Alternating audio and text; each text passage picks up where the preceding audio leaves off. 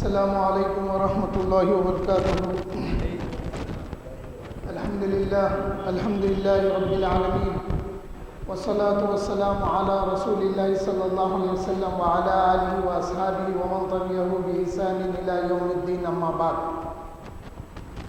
وقد قال اللہ تعالی فی شان حبیبہ ان اللہ وملائکتہ یصلون علی النبی یا ایھا الذین آمنوا صلوا علیہ وسلموا تسلیما۔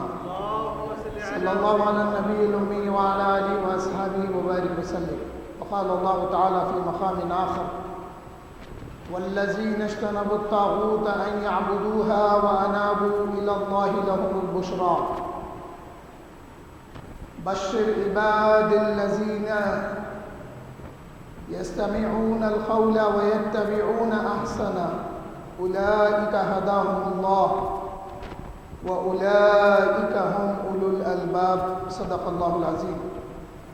عن أنس بن مالك قال رسول الله صلى الله عليه وسلم حب أبي بكر وشكره واجب على كل أمتي۔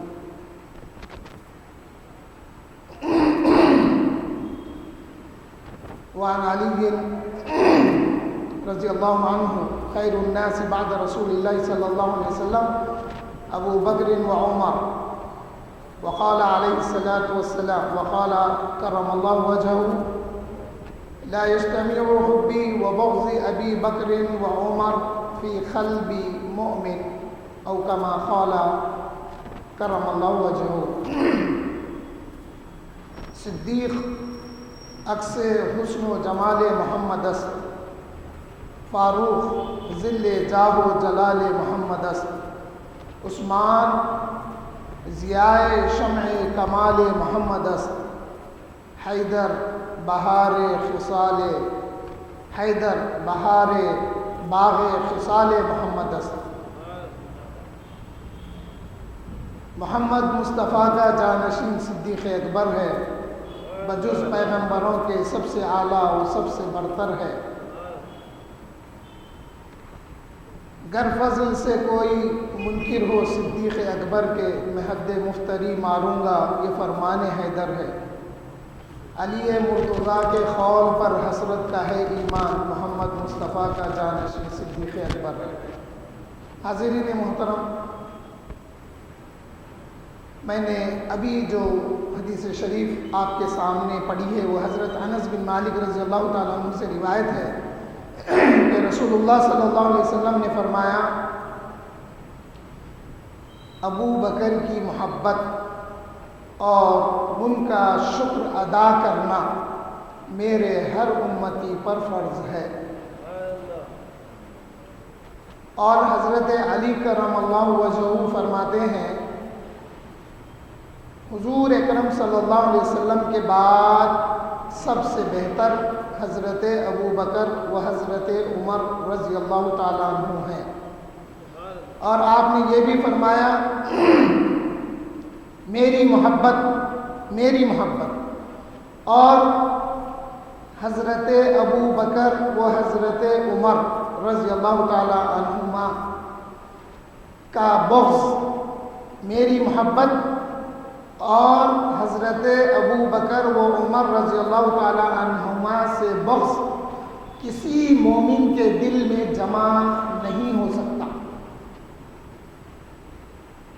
مومن کا دل وہ ہے، سمجھ میں آ گیا، مومن کا دل وہ ہے جس میں حضرت ابو بکر صدیق رضی اللہ تعالیٰ عنہ و عمر فاروق رضی اللہ تعالیٰ عنہ اور علی کرم اللہ وجہہ کی محبت جمع ہوتی ہے، وہ مومن کا دل ہوتا ہے۔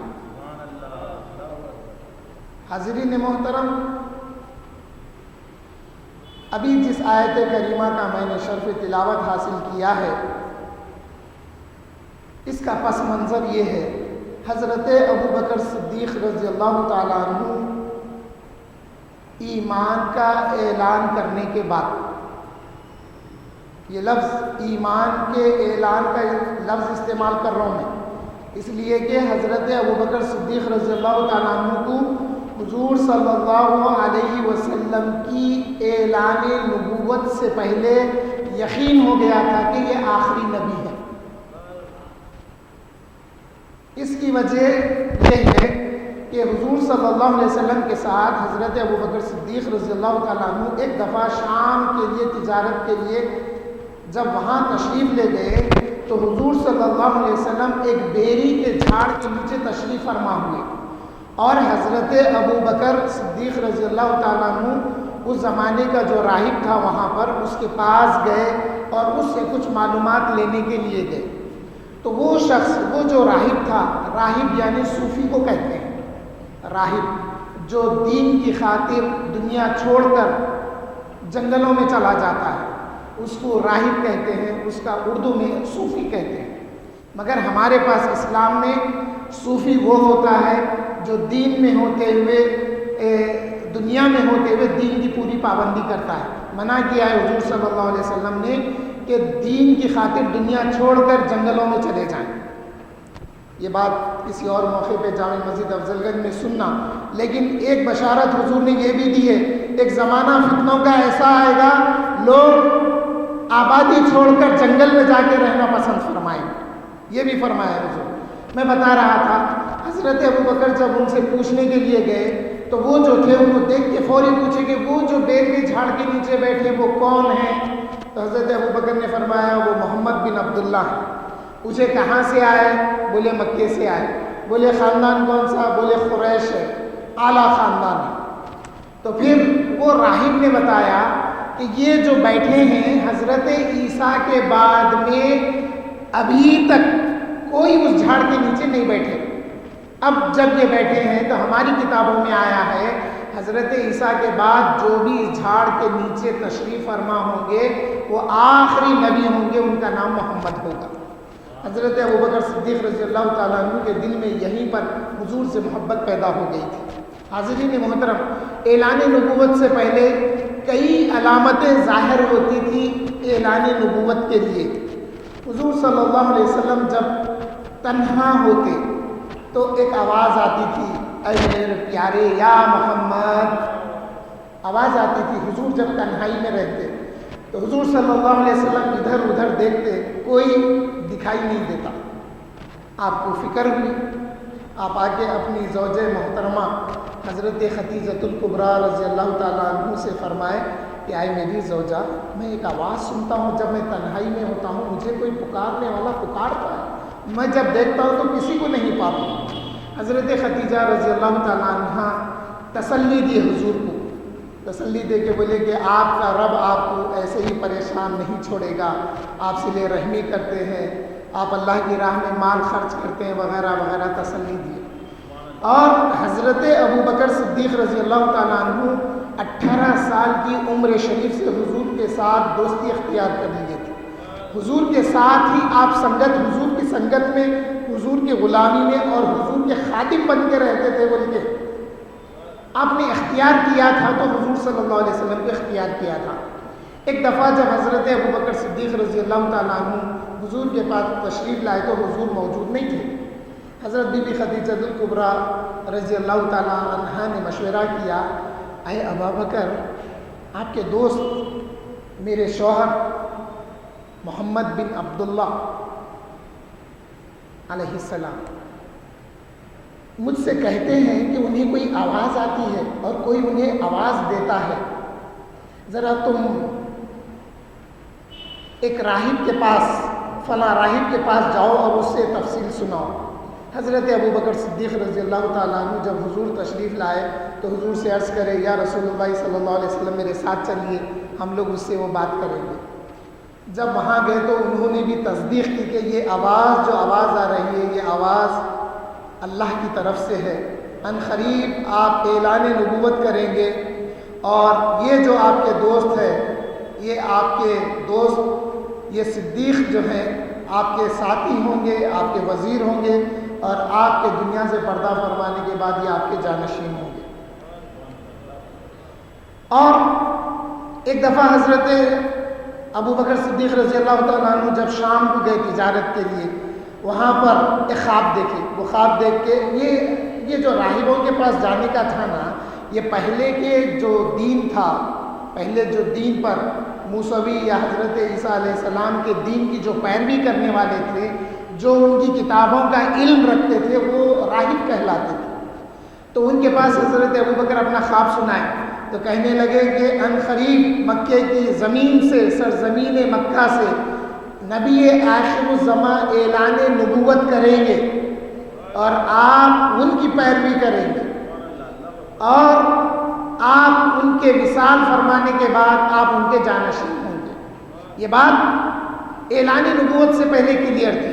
حضرت ابوبکر صدیق رضی اللہ تعالیٰ عنہ حضور کے پاس آتے اور جاتے تھے، خاموش رہتے تھے، آتے جاتے تھے۔ ایک دن حضور پوچھے، یا ابوبکر کیا بات ہے، کوئی بات نہیں کرتے تم، آتے اور چلے جاتے ہیں؟ پھر حضرت ابوبکر پوچھنے لگے، یا محمد صلی اللہ علیہ وسلم، آپ نے جو یہ اعلان نبوت کیا ہے اس کی دلیل کیا ہے؟ اب جو باتیں میں نے پہلے بتائی اس کو غور کریے۔ حضرت ابوبکر پہلے سن چکے تھے یہ نبی آخر الزمان ہوں گے، یہ اعلان نبوت کریں گے، میں ان کی پیروی کروں گا اور ان کے وصال کے بعد میں ان کا جانشین ہوں گا، یہ سب معلوم تھا۔ لیکن اب جو لوگ بیٹھے ہوئے تھے ان کو تسلی ہونے کے لیے حضرت ابوبکر نے پوچھا، یا محمد صلی اللہ علیہ وسلم، آپ یہ جو اعلان نبوت کی ہے اس کی دلیل کیا ہے؟ تو حضور فرمائے، اے ابوبکر، جو خواب تم نے شام میں دیکھ کر اس راہب سے تعبیر جب پوچھی خواب کی تو اس راہب نے بتایا تھا کہ میں مکے سے اعلان نبوت کروں گا، تم میری پیروی کریں گے، کیا یہ خواب کی تعبیر تمہارے لیے کافی نہیں ہے؟ فوری حضرت ابوبکر عرض گزار ہوئے، یا محمد صلی اللہ علیہ وسلم، یا اللہ کے رسول، آپ اپنا دست مبارک آگے بڑھائیے، میں آپ کے ہاتھ پر بیعت کرتا ہوں، آپ کلمہ شہادت پڑھیں اور حضور کی غلامی میں آ گئے۔ اب یہ ہونے کے بعد میں حضرت ابوبکر صدیق رضی اللہ تعالیٰ عنہ اسلام لانے سے پہلے کبھی کسی معبود کی عبادت نہیں کیے، کسی معبود، کسی کو خدا بول کے عبادت نہیں کیے، اور کئی ایسی ذات مقدسہ تھی حضور کی غلامی میں آنے سے پہلے، حضور کی صحابیت میں آنے سے پہلے 8 حضرات تھے، وہ بھی اس قسم کی اللہ کے سوا عبادت نہیں کی، وہ لوگ بھی بتوں کی عبادت سے محفوظ رہے اللہ کی ہدایت کی وجہ سے۔ اب حضرت ابوبکر صدیق رضی اللہ تعالیٰ عنہ کو یہ لوگ جو ان کا ایک اپنا گروپ تھا، اچھے لوگوں کا گروپ تھا، اس زمانے میں شراب پی جاتی تھی، برے کام ہوتے تھے، ان سے دوستی نہیں تھی۔ یہ گروپ ایسا گروپ تھا، یہ گروپ ہمیشہ اچھے کاموں میں رہتا تھا اور یہ اچھے سمجھے جاتے تھے، اچھے مانے جاتے تھے۔ تو 8 حضرات حضرت ابوبکر صدیق رضی اللہ تعالیٰ عنہ کے پاس مبارکباد دینے آئے، ارے مبارک ہو، آپ حضور صلی اللہ علیہ وسلم کی تائید کیے، آپ ان کی غلامی میں آ گئے، آپ کلمہ شہادت کا اقرار کر لیا۔ تو اب حضرت ابوبکر صدیق رضی اللہ تعالیٰ عنہ ان کو دین کی تعلیم دیے، ان کو دین کی تعلیم دیے اور ان کو حضور کے پاس لے کے آئے۔ جب حضور کے پاس لائے تو یہ حضرات ایمان کا اقرار کرے، یہ بھی مسلمان ہو گئے، حضور کے صحابی ہو گئے۔ تو اس بات کو جب یہ بات ہوئی تو اللہ جل شانہ حضرت ابوبکر صدیق رضی اللہ تعالیٰ عنہ کی تعریف کرتے ہوئے یہ آیتیں اتاری جو آیتیں میں نے پڑھی ہیں۔ اللہ جل شانہ فرمایا، وَالَّذِينَ اجْتَنَبُوا الطَّاغُوتَ، اور وہ لوگ جو بتوں کی عبادت سے بچے رہے، وَأَنَابُوا إِلَى اللَّهِ لَهُمُ الْبُشْرَى، اور وہ کیسے تھے، وہ اللہ سے رجوع کر گئے۔ یعنی ایک وقت تھا وہ لوگ معبود کی عبادت بھی نہیں کرے، غیر خدا کی عبادت نہیں کرے، لیکن جب وقت آیا تو وہ اللہ کی طرف رجوع کر دیے، لَهُمُ الْبُشْرَى، تو ایسوں کے لیے خوشخبری ہے۔ پھر اللہ تعالیٰ آگے فرماتے ہیں، بَشِّرْ عِبَادِ الَّذِينَ يَسْتَمِعُونَ الْقَوْلَ وَيَتَّبِعُونَ أَحْسَنَهُ۔ حضور صلی اللہ علیہ وسلم سے اللہ فرمایا، اے میرے پیارے، ان کو بشارت دو، بشارت تو ان لوگوں کے لیے ہے جنہوں نے سچی بات کو غور سے سنا اور پھر اس سچی بات کی پیروی کی۔ سچی بات کی پیروی کی یعنی دین کو قبول کر لیا۔ اللہ فرماتے ہیں، اولئک ھداھم اللہ، اور یہ وہ لوگ ہیں جن کو اللہ نے ہدایت دی ہے۔ اولئک ھم اولو الالباب، اور یہی لوگ ہیں جن کو عقل ہے۔ اللہ جل شانہ یہ آیتیں حضرت ابوبکر صدیق رضی اللہ عنہ کی تبلیغ پر جب ایمان لائے تو کتنے اچھے انداز میں بیان کیا. حضرت ابوبکر صدیق رضی اللہ تعالیٰ عنہ کی شان میں کئی آیتیں نازل ہوئی ہیں. آپ انفاق کیے جبھی بھی آیتیں نازل ہوئی, آپ حضور کا دفاع کیے جبھی بھی آیتیں نازل ہوئی. اب وقت اتنا نہیں ہے کہ ساری آیتوں کو پڑھ کر سنایا جا سکے, لیکن اگر آپ یہ جلسوں کو اٹینڈ کرتے رہیں کہ ہمارے جلسوں کو تسلسل کے ساتھ, تو ہو سکتا ہم ایک ایک آیت موقعوں پر بتائیں گے. حاضرین محترم, اب آئیے میں بتاتا ہوں. حضرت انس بن مالک نے فرمایا, حضور نے فرمایا کہ حضرت ابوبکر کی محبت اور ان کا شکر ادا کرنا ہر امتی پر فرض ہے. تو حضرت ابوبکر رضی اللہ تعالیٰ عنہ کا شکر ہم کیسے ادا کریں؟ سوال ہوتا ہے شکر کیسا ادا کریں. ان جلسوں میں خوش دلی سے آ کے بیٹھنا, خوش دلی سے آ کے بیٹھنا یہ بھی شکر ادا کرنے کے معنی میں ہے. اور ایک بات میں بولتا ہوں, آپ برا نہیں ماننا, الحمدللہ ہم لوگ جو جلسے کرتے ہیں اس کی کوئی ہماری فیس نہیں ہوتی, کوئی ہم پیسے نہیں لیتے, لیکن اس نیت سے بھی آنا جیسے حضرت ابوبکر نے دین پر اپنا سب کچھ خرچ کر دیا. اے اللہ میں بھی میری استطاعت سے نعت پڑھنے والا, منقبت پڑھنے والا, جب منقبت پڑھے گا تو وہ تصور میں تو وہاں تک نہیں جا سکتا, لیکن حضرت ابوبکر کی سنت میں اے اللہ تیری خوشنودی کے لیے, رسول کی خوشنودی کے لیے میں اپنی طرف سے کچھ دیتا ہوں. دیکھیے ہم چائے پیتے ہیں, 10-20 روپے خرچ ہو جاتے, اللہ اس بات کا گواہ ہے, میرا یہ کہے کہ کچھ پیسے آپ سے لینا نہیں ہے. ہماری جماعت نہ چندے جمع کرتی, نہ ہم تقریروں کے پیسے لیتے, نہ ہم سواری کے پیسے لیتے, نہ ہماری کوئی خواہش ہو کہ آپ کھانا کھلاؤ چائے پلاؤ. آفتاب خطابت تو یہاں تک کہتے ہیں اگر کسی مسجد میں چائے کا انتظام نہیں ہو سکا تو اپن کر دیں گے چائے کا انتظام. کیا چائے 10-20 آدمی 100 روپے سے زیادہ نہیں ہو سکتا. ابھی موزن صاحب سے کہا گیا, موزن صاحب بولے نہیں, متولی صاحب بولے ہیں کہ چائے پلانا ہے. تو بھائی یہ جو چیزیں ہیں اس میں شامل ہو جانا. جلسہ ہوا, دیکھیں کہ بچھا ہوا ہے, اے اللہ میں تو یہ جلسہ نہیں کر سکتا, مصروف ہوں, استطاعت نہیں ہے, ٹائم نہیں ہے, اے اللہ میں جو آ رہے ہیں ان کے لیے تھوڑا بچھا دیتا ہوں. آپ بھی شامل ہو گئے نا. اخلاص پیدا ہونا چاہیے ہماری طبیعتوں میں. آنے والے ہیں, علماء ہیں, آفتاب خطابت آئے, ان سے خوش دلی سے مل لیے, ایک نعرہ لگا دیے, یہ بھی اخلاص ہے, یہ بھی شکر ہے. حضور صلی اللہ علیہ وسلم نے فرمایا میری امتی پر میرے حضرت ابوبکر کا شکر ادا کرنا اور ان سے محبت رکھنا فرض ہے. آج ہم نے وہ زمانہ تو نہیں پایا نا حضرت ابوبکر کا, لیکن ہم نے ان کی زندگی, ان کے اوصاف سنے.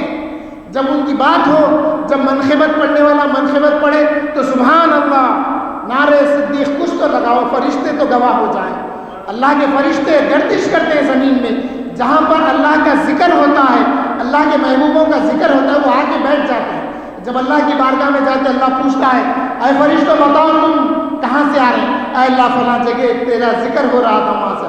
وہ لوگ کیا کر رہے تھے؟ اے اللہ تیرا ذکر کر رہے تھے, اس کے علاوہ کچھ ان کا منت, ان کی خواہش نہیں. اے اللہ وہ صرف تیرے ذکر کے لیے بیٹھے تھے. وہ کیا چاہتے تھے؟ اے اللہ تیری رضا چاہتے تھے. اور کیا چاہتے تھے؟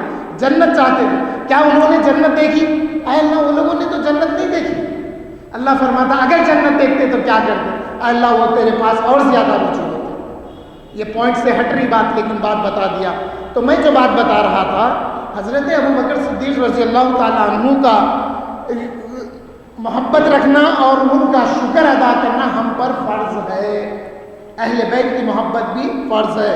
محرم کے مہینے میں ہم نے آیتیں پڑھ کے آفتاب خطابت کی صدارت میں جو جلسے ہوئے, اہل سنت والجماعت کے اسٹیج سے یہ پیام کیا گیا کہ اہل بیت کی محبت کو فرض کر دیا گیا. اہل بیت کی محبت بھی فرض ہے, صحابہ کی محبت بھی ہمارے اوپر لازم ہے, اور خلفائے راشدین کی محبت بھی ہمارے اوپر لازم ہے. حضرت ابوبکر صدیق رضی اللہ تعالیٰ عنہ کی محبت ہم پر فرض ہے.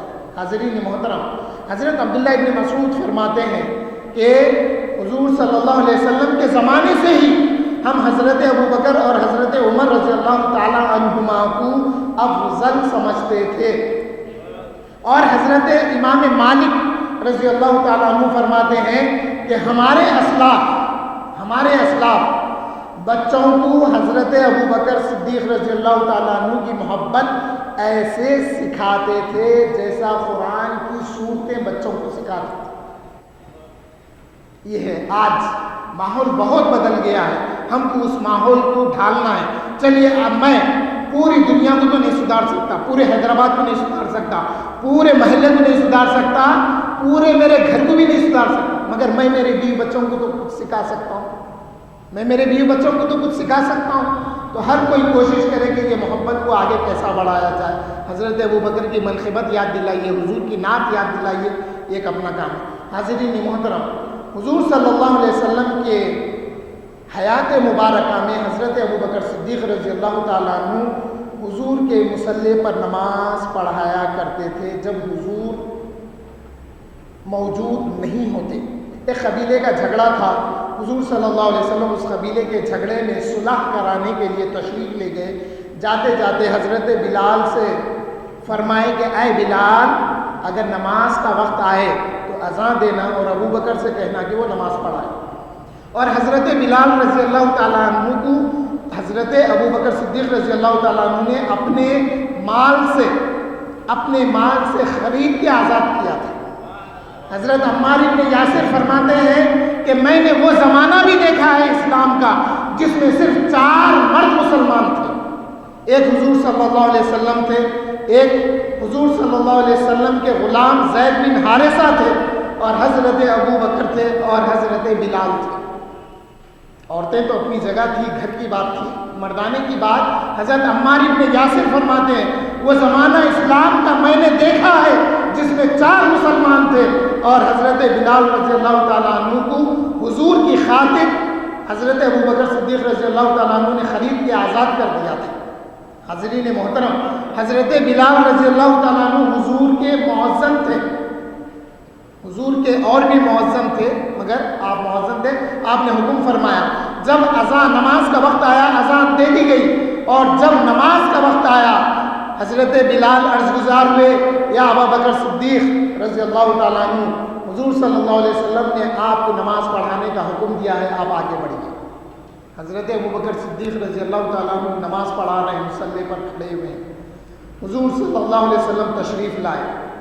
جیسے جیسے حضور صلی اللہ علیہ وسلم صحابہ کی صفوں کو چیرتے ہوئے آگے آنے لگے، صحابہ نے شور مچا دیا، یعنی حضور کی آمد کا اشارہ کرنے کے لیے حضرت ابوبکر صدیق رضی اللہ تعالیٰ عنہ کو صحابہ اور جو عورتیں تھیں وہ عورتیں ایسا ہاتھ پہ ہاتھ مار کے اشارہ کرنے لگے۔ اب جب حضرت ابوبکر صدیق رضی اللہ تعالیٰ عنہ نماز میں منہمک تھے، نماز میں آپ مشغول تھے، آپ یہ آوازوں پہ دھیان نہیں دیے، لیکن شور بڑھتے بڑھتے بہت زیادہ شور ہو گیا۔ حضرت ابوبکر صدیق رضی اللہ تعالیٰ عنہ جب مڑ کے دیکھے، مصلی سے مڑ کے جب دیکھے تو حضور صلی اللہ علیہ وسلم کی آمد ہو چکی تھی۔ آپ پیچھے ہٹنے لگے، مصلی چھوڑ کر پیچھے ہٹنے لگے۔ حضور صلی اللہ علیہ وسلم ہاتھ کے اشارے سے حضرت ابوبکر کو اپنے مقام پر جمع رہنے کا اشارہ کیا، اس کے باوجود بھی حضرت ابوبکر صدیق رضی اللہ تعالیٰ عنہ پیچھے آ گئے۔ حضور آگے تشریف لے گئے، حضور مصلی پر بیٹھ گئے، اور حضور کی اقتداء میں حضرت ابوبکر نماز پڑھے، اور حضرت ابوبکر کی اقتداء میں سارے مصلی نماز پڑھے۔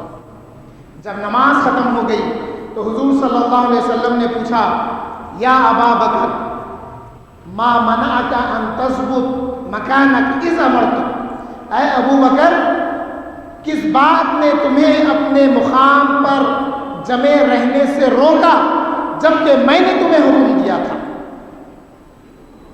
حضور کا حکم تھا نا، حضور صلی اللہ علیہ وسلم کا حکم تھا اے ابو بکر کھڑے رہو مصلی پر۔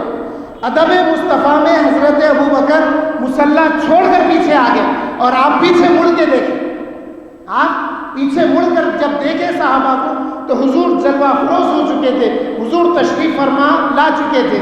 اب حضور اشارہ کرنے لگے، حضرت ابو بکر مصلی چھوڑ کر پیچھے آ گئے، نماز ہو گئی۔ حضور نے پوچھا یا ابا بکر ما منعک ان تثبت مکانک اذ امرتک، اے ابو بکر کس بات نے تمہیں روک رکھا تھا، یعنی تم کو مصلی پر ٹھہرنے نہیں دیا، تم مصلی پہ نہیں ٹھہرے جبکہ میں نے تمہیں حکم دیا تھا۔ حضرت ابو بکر عرض گزار ہوئے یا رسول اللہ صلی اللہ علیہ وسلم، ابو قحافہ کے بیٹے کی یہ مجال نہیں ہے کہ وہ آپ کے آگے نماز پڑھے، یہ ادب تھا حضرت ابوبکر صدیق رضی اللہ تعالیٰ عنہ۔ اس میں کئی سوال اٹھتے ہیں۔ حضرت ابوبکر نے قبلے سے مڑ کر حضور کی طرف دیکھا، نماز نہیں ٹوٹی، نماز نہیں ٹوٹی۔ حضور کا خیال آ گیا، حضور کا دیدار ہو گیا، حضور کا جلوہ ہو گیا، سب کچھ ہوا، نماز نہیں ٹوٹی۔ اور آج بدعقیدے عقائد کو پھیلاتے ہیں، نماز میں رسول اللہ کا خیال آنے سے نماز فاسد ہو جاتی ہے۔ ارے نہیں، نماز اپنی معراج کو پہنچتی ہے۔ اس لیے بانی جامع نظامیہ نے انوار احمدی میں یہ بات صراحت کے ساتھ تحریر فرمائی ہے کہ جب تم التحیات میں بیٹھو، جب تم پڑھو التحیات للہ والصلوات والطیبات، السلام علیکہ ایھا النبی، جب تم آؤ اس بات پر تو اپنا دھیان بارگاہ رسالت کی طرف پہنچاؤ، اس لیے کہ السلام علیکہ ایھا النبی، نبی سے خطاب ہے، نبی سے وہاں پر خطاب ہے، السلام علیکہ ایھا النبی، اے نبی آپ پر سلام ہے۔ تو تم اپنا تصور بارگاہ رسالت کی طرف لے جاؤ۔ جب تمہارا تصور بارگاہ رسالت میں جائے گا تو نماز تمہاری معراج کو پہنچے گی۔ حاضرین محترم، یہی عقائد آفتاب خطابت اہل سنت والجماعت کے اسٹیج سے لوگوں کو سکھاتے ہیں۔ ارے نماز تو تم نے بہت سکھا دی، کیا نماز میں یہ بات سکھائی؟ ارے جب تم التحیات پڑھو، اب دیکھیے قرآن کی دیگر آیتیں پڑھ رہے ہیں، اس کا جو ترجمہ جانتا ہے اس کے ذہن میں وہ باتیں آ رہی، ہماری ازدواجی زندگی کے متعلق ہے، عورتوں کے متعلق ہے، نکاح کے متعلق ہے، بہت ساری چیزیں ہیں۔ کیا اس کا تصور آنے سے نماز خراب نہیں ہوتی؟ ارے بولنے والا کیسا بدبخت ہے، حفظ الایمان میں لکھ دیا اشرف علی تھانوی کہ نبی کا خیال نماز میں آنے سے بہتر ہے کسی جانور کا خیال آئے۔ اب ایسوں پہ فتویٰ لگنا نہیں لگنا، ہمارا یہ کہنا ہے جس کا یہ عقیدہ ہے انہیں کافر ہے، بے ادب ہے، گستاخ، کوئی بھی رہنے دو۔ آپ کا کیا کہنا ہے؟ حاضرین محترم، آپ لوگوں کا مزاج سمجھیے، کیا مزاج ہو گیا جب ہم یہ بولتے نا نہیں ان کا مطلب ویسا نہیں تھا بولنے کا، ایسا، ارے اس کی دفاع کر رہا تو دفاع مصطفیٰ کی کرتا، تو یہ بولتا کہ مصطفیٰ کی شان میں جو یہ کہے گا وہ بے دین ہے، گستاخ ہے، اور وہ دین سے نکل جاتا، وہ کافر ہے۔ مصطفیٰ کا دفاع کرتا یا اس کا دفاع کرتا؟ دفاع تو مصطفیٰ کا ہونا چاہیے۔ حاضرین محترم، آئیے ایک اور موقع تھا، حضور صلی اللہ علیہ وسلم کی حیات مبارکہ کے آخری ایام ہیں۔ حضور صلی اللہ علیہ وسلم نماز پڑھانے کے لیے تشریف نہیں لائے، 3 دن ہو گئے، صحابہ بے چین ہیں، صحابہ حضور کے دیدار کے منتظر ہیں، صحابہ بے چین ہیں کہ حضور تشریف لائے، حضور کا ہم دیدار بھی کر لیں اور نماز بھی ادا کر لیں۔ حضور صلی اللہ علیہ وسلم نے اندر سے حکم دیا، مرو ابا بکر یصلی بالناس، ابو بکر کو میرا حکم پہنچا دو کہ وہ لوگوں کے لیے نماز پڑھا دے، وہ میرے مصلی پہ کھڑا ہو کر نماز پڑھا دے۔ ام المومنین کہنے لگے، عرض گزار ہوئے، یا رسول اللہ صلی اللہ علیہ وسلم، ابو بکر بڑے رقیق القلب ہیں، آپ کا دل بڑا رونحال رہتا ہے، آپ کمزور دل کے معنی حضور کی محبت میں ہے، کمزور دل نہیں ہے حضرت ابو بکر۔ جب حضور کا وصال ہوا، مرتدین دین سے مرتد ہو گئے اور زکوٰۃ نہیں دیں گے بولے، تو حضرت ابو بکر نے ایسی سختی بتائی جیسا نبی سختی بتائے تھے۔ کلمے کے قیام کے لیے نبی جیسا تلوار نکال کر باہر آئے تھے، ابو بکر بھی مانعین زکوٰۃ اور مرتدین کے لیے تلوار نکالے۔ صحابہ کی سمجھ میں دیر سے آیا، مگر جب سمجھ میں آیا تو کہے کہ ابو بکر حق پہ تھے، وہ جو کر رہے تھے صحیح کر رہے تھے۔ حاضرین محترم، ام المومنین عرض کیے، ام المومنین حضرت عائشہ صدیقہ رضی اللہ تعالیٰ عنہ فرماتی ہیں، میں اس لیے بولی کہ حضرت ابو بکر وہاں کھڑے ہو کے رونے کے سوا کچھ اور نہیں کر سکتے تھے، میں سمجھتی ہوں وہ حضور کے مصلی پر حضور کے غیاب میں جب کھڑے رہیں گے تو روتے رہتے، اس لیے میں نے کہا۔ حضور پھر فرمائے، مرو ابا بکر یصلی بالناس، ابو بکر کو حکم دو میرے مصلی پر نماز پڑھا۔ پھر ام المومنین عرض کیے تو حضور فرمائے کہ تم عورتیں ایسی ہیں جیسا حضرت یوسف کے زمانے کی عورتیں تھیں۔ حاضرین محترم، حضرت ابو بکر صدیق رضی اللہ تعالیٰ عنہ مصلی پہ کھڑے ہو کر نماز پڑھا رہے ہیں، نماز جاری ہے۔ حضور صلی اللہ علیہ وسلم کو تھوڑی سی نخاہت محسوس ہوئی۔ آپ دو حضرات کے کھاندے پر ہاتھ رکھ کر اپنے حجرے کے دروازے پر تشریف لائے اور پردہ ہٹا کر مسجد نبوی میں پردہ ہٹا کر دیکھنے لگے۔ حاضرین محترم، جو لوگ مدینہ المنورہ گئے بڑے خوش نصیب ہیں، بڑے خوش نصیب ہیں۔ آئیے حضور کا حجرہ کیسا تھا اور مسجد نبوی کیسی تھی بتاتا ہوں میں۔ یہ محراب ہے اور یہ جو حصہ ہے ادھر کے حصے میں حضور کا حجر مبارک ہے، جہاں پر آج حضور صلی اللہ علیہ وسلم موجود ہیں۔ وہ حجرہ ہے جہاں پر حضور صلی اللہ علیہ وسلم کی مزار مبارک ہے، وہ حجرہ حضور کا ہی تھا۔ وہاں سے دروازے پہ جو پردہ لگا ہوا تھا وہ پردہ ہٹا اور حضور دیکھنے لگے۔ حضور دیکھتے کیا ہے کہ حضرت ابوبکر نماز پڑھا رہے ہیں اور پیچھے تمام صحابہ پرسکون انداز میں نماز ادا کر رہے ہیں۔ اب حضرت انس فرماتے ہیں، دو تعویلات آئی، اس حدیث کی دو تعویلات آئی، بخاری میں الگ الفاظ، مسلم میں الگ ہے۔ یہ ہے کہ پردہ ہٹا تو ہم پردے کی آواز کو سنیں۔ صحابہ فرماتے ہیں پردے کی آواز کو ہم سنیں اور ہم کو یقین ہو گیا کہ سوائے حضور کے کوئی اور پردہ نہیں ہٹا سکتا۔ اب بعض نے کہا پردہ کپڑے کا تھا، آواز سے زیادہ صحابہ کو یہ سمجھ میں آیا جب پردہ ہٹا تو رخ انور سے جو نور نکلا وہ مسجد نبوی کو منور کرتے ہوئے آسمان کی طرف چلا گیا، تو اس نور کو دیکھ کر صحابہ جان گئے کہ یہ حضور کا نور ہے، حضور تشریف لائے۔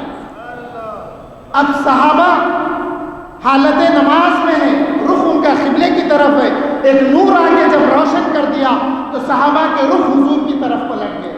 اب صحابہ حضور کا دیدار کرنے لگے۔ حضور کا حجرہ ادھر تھا، میں ادھر ہونے سے ہاتھ ادھر گیا میرا۔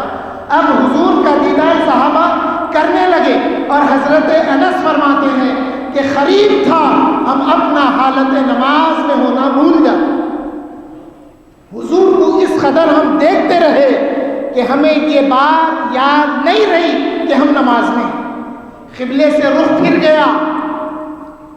اللہ کا حکم ہے اینما تولوا فثم وجہ اللہ، تم جدھر کدھر بھی تم رخ کرو ادھر اللہ کا رخ ہے، نماز کے لیے حکم ہے۔ پھر فرمایا کہ تم مسجد حرم کی طرف رخ کر کے نماز پڑھو۔ نماز مسجد حرم کی طرف رخ کر کے نماز پڑھی جا رہی تھی۔ اب صحابہ کا رخ مسجد حرم قبلے سے پھر کر حضور کی طرف ہو گیا۔ اب حضرت ابوبکر صدیق رضی اللہ تعالیٰ عنہ بھی دیکھنے لگے تو حضور صلی اللہ علیہ وسلم نے اشارہ کیا کہ اپنی نماز کو، اے ابوبکر اپنی نماز کو پوری کرو۔ اور جب حضور نے اشارہ کیا ابوبکر کی طرف، اے ابوبکر نماز کو اپنی پوری کرو، حضرت ابوبکر صدیق رضی اللہ تعالیٰ عنہ ہاتھ اٹھا کر اللہ کی بارگاہ میں دعا کرنے لگے۔ پھر نماز ہو رہی، نماز ہو رہی، رخ پھر گیا اور ہاتھ اٹھا کے دعا بھی ہو گئی، پھر بھی نماز ہوئی۔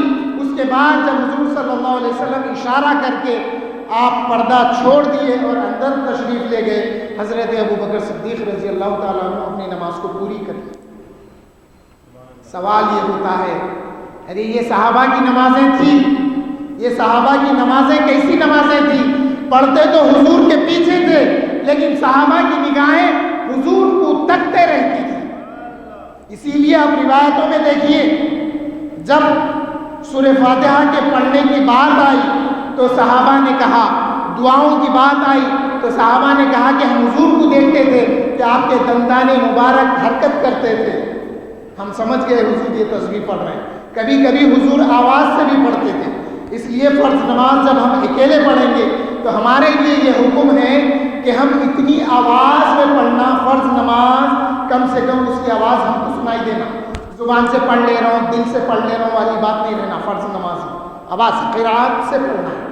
حاضرین محترم، یہ تھا مقام حضرت ابوبکر صدیق رضی اللہ تعالیٰ عنہ کا۔ جب یہ حکم حضور کا آیا ابوبکر سے کہو کہ وہ نماز پڑھائیں، حضرت ابو بکر صدیق رضی اللہ تعالیٰ عنہ نے تقریباً 16-17 دن حضور کی نیابت میں، حضور کے نائب بن کر، نائب مصطفیٰ بن کر، نائب رسول اللہ بن کر حضور کے مصلی پر نماز پڑھائے۔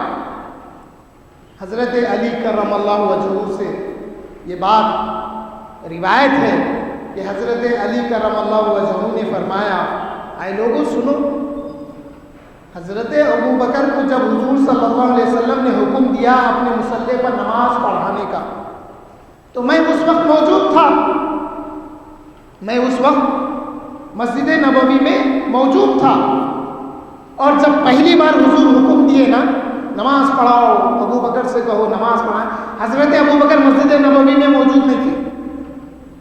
اب جب نماز کی اہمیت سے حضرت عمر آگے بڑھ کے نماز پڑھانے لگے، حضرت عمر کی آواز حضور تک آئی تو حضور خفا ہوئے۔ حضور فرمائے کہ ابو بکر کے سوائے کسی اور کا نماز پڑھانا مجھے گوارا نہیں۔ حضرت عمر رضی اللہ تعالیٰ عنہ کو بڑی کوفت ہوئی، لیکن آپ نے نماز کی اہمیت کے لیے آگے بڑھ گئے تھے۔ اس لیے حضرت علی فرماتے ہیں کرم اللہ وجہہ کہ جب حضور حکم دیے تو ابو بکر اس وقت تو موجود نہیں تھے، اگر حضور چاہتے تو مجھے آگے بڑھاتے، میں موجود تھا وہاں پہ، میں بیمار بھی نہیں تھا، میں غائب بھی نہیں تھا اس وقت مسجد نبوی سے۔ اے لوگوں سنو، جب حضور نے اپنے مصلی پر ابو بکر کو کھڑا کر دیا، تو جب حضور نے ابو بکر کو ہمارا دین کا مصلی ابو بکر کے لیے دے دیا، تو ہم دنیا بھی حضرت ابو بکر کے لیے مان لیتے ہیں، یعنی دنیا میں خلیفہ اور امام سب مان لیتے ہیں، یہ معنوں میں صبح جاتا۔ تو حاضرین محترم، حضرت علی کا فرمانا تو یہ ہے، ہم راضی ہو گئے ابو بکر سے جب اللہ نے ان کو دین کے لیے ہمارا امام بنا دیا، تو ہم دنیا کا امام بھی مان لیا حضرت ابو بکر سے۔ حضرت علی فرماتے ہیں ہم راضی ہو گئے۔ حاضرین محترم، اب یہ جو فتنہ پھیلا دیا گیا کہ وہ ایسا تھا ویسا تھا، حضرت علی خاموش بیٹھے، حضرت ابو بکر حضرت علی کی جگہ بیٹھ گئے، تو میرا آپ کا علی کمزور نہیں تھا میرا آپ کا علی کمزور نہیں تھا۔ ارے وہ علی جس کا نام لینے سے ہمیں قوت آتی، یا علی بدل کو لے تو نہیں اٹھنے والی چیز بھی اٹھ جاتی، علی کے نام میں ایک طاقت ہے، وہ علی خاموش بیٹھنے والے نہیں تھے۔ اور حضرت ابو بکر بھی کیسے ہیں؟ حضرت ابو بکر بھی زبردستی کھڑے ہونے والے نہیں تھے، اللہ کے رسول کا حکم تھا۔ میرا علی تو وہ علی ہے جب انہیں فتح خیبر کا جھنڈا دیا گیا، تو جب پتھر پہ لکڑی ماری تو وہ پتھر میں لکڑی دھس گئی، جس سے وہ قلعے پہ بیٹھے ہوئے لوگ دیکھ کے کہنے لگے اہل خیبر سے کہ اے خیبر کے یہودیوں سنو، ہم نے اپنی کتاب میں پڑھا ہے قلعہ اس وقت فتح ہوگا جب کوئی یہ پتھر میں، یہ پہاڑ میں جھنڈا گاڑے گا، تو ہم دیکھتے ہیں کہ آج جھنڈا گڑ گیا ہے، اب یہ قلعہ ہمارا نہیں رہے گا، یہ فتح ہو جائے گا۔ تو میرے مولا علی کی طاقت تو یہ ہے۔ مولا علی کیسے علی ہیں؟ وہ علی جن کی طاقت کا اندازہ نہیں کر سکتے، اور وہ علی جنہوں نے ادب کیا ہے تو ابو بکر کا ادب کیا ہے۔ مولا علی نے فرمایا خیر الناس بعد رسول اللہ صلی اللہ علیہ وسلم ابو بکر و عمر، رسول اللہ کے بعد سب سے بہتر لوگوں میں ابو بکر اور عمر ہیں۔ اے لوگوں سنو، میری محبت اور ان سے کینہ کپٹ، ان کی مخالفت، ان کا بغض مومن کے دل میں جمع نہیں ہو سکتا۔ اب جو حضرت علی کا نام لے کر دعویٰ کرتے ہیں پھر مخالفت کرتے ہیں حضرت ابو بکر کی، وہ مومن مولا علی کی زبان سے وہ مومن نہیں۔